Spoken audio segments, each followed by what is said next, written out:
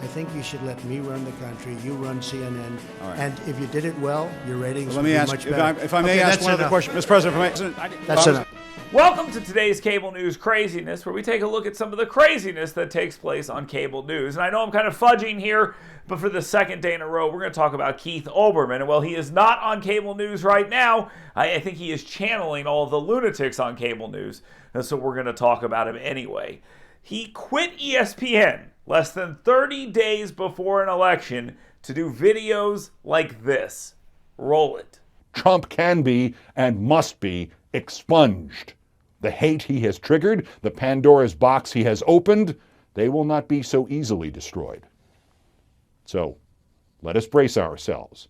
The task is twofold. The terrorist Trump must be defeated, must be destroyed, must be devoured at the ballot box. And then he and his enablers and his supporters and his collaborators and the Mike Lees and the William Barrs and the Sean Hannitys and the Mike Pences and the Rudy Giulianis and the Kyle Rittenhouses and the Amy Coney Barretts must be prosecuted and convicted and removed from our society while we try to rebuild it and to rebuild the world Trump has nearly destroyed by turning it over to a virus.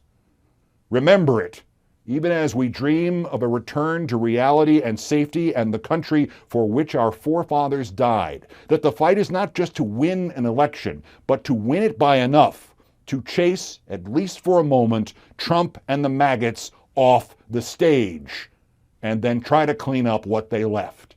Remember it, even though to remember it means remembering that the fight does not end November 3rd, but in many ways will only begin that day.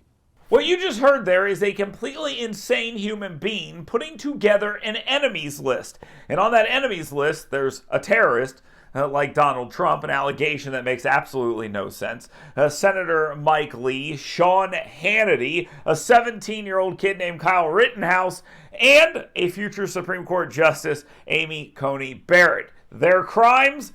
Disagreeing with Keith Olbermann.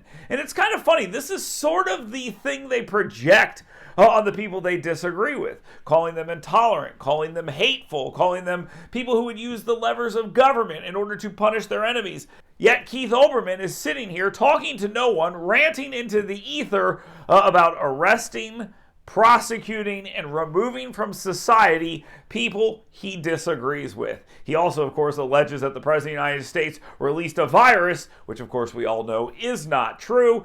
But if you're watching Keith Olbermann continue his slide into madness, truth doesn't really matter anymore now, does it? Thank you very much for coming and watching Cable News Craziness. We'll have a clip for you every single day, so come on back.